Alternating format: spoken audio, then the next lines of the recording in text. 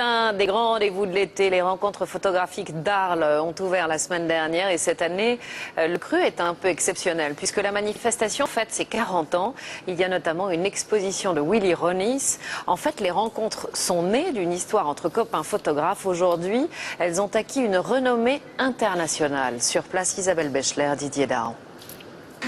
Il y a de jeunes photographes qui ont le goût de l'altitude. JR en est un. Du haut de ses 25 ans et de son goût du voyage, il veut témoigner du courage des femmes dans l'adversité. Portrait, très grand format.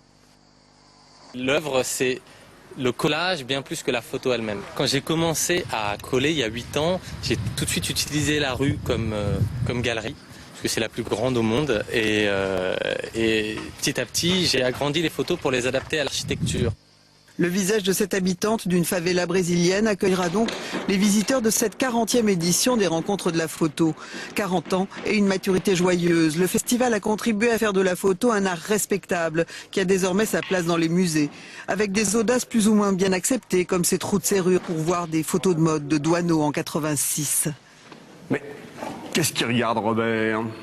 J'étais jeune et inconscient et je faisais des installations qui ont fait démissionner la moitié du conseil d'administration, qui aujourd'hui paraîtrait totalement banal, mais à l'époque la photographie était uniquement respectable si c'était des petits tirages noirs et blancs encadrés de façon classique. Dans le site majestueux de l'abbaye de Montmajour, l'un des fondateurs des rencontres, l'Arlésien Lucien Clergue, est à l'honneur cette année. Il montre des surimpositions aléatoires et sulfureuses. Lui qui a toujours aimé le nu, il l'a combiné ici avec des images pieuses. C'est une double exposition du film et advienne que pourra. L'archange qui combat le dragon et à gauche probablement la Vierge avec l'enfant. Et puis il y a des angéliques dames qui se sont égarées dans le tableau. Alors là, la chance que j'ai, c'est que les personnages ont la même dimension. Donc c'est parfait. Mais je ne pouvais pas le savoir.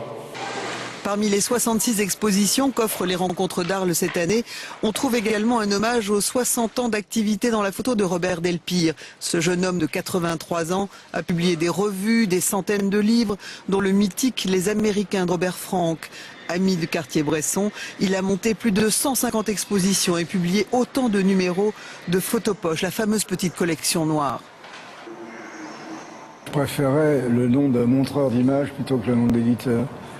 Parce que je trouve que c'est assez particulier ce que j'ai fait dans ce sens-là. Si vous voulez, les autres éditeurs, ils font ou du texte, ou des livres d'art. Moi, j'ai un peu circulé dans tout ça, avec jubilation. Les visiteurs pourront à leur tour jubiler tout l'été.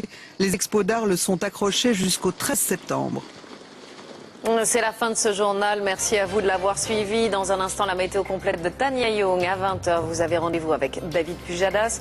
Quant à nous, on se retrouve demain. Même lieu, même heure.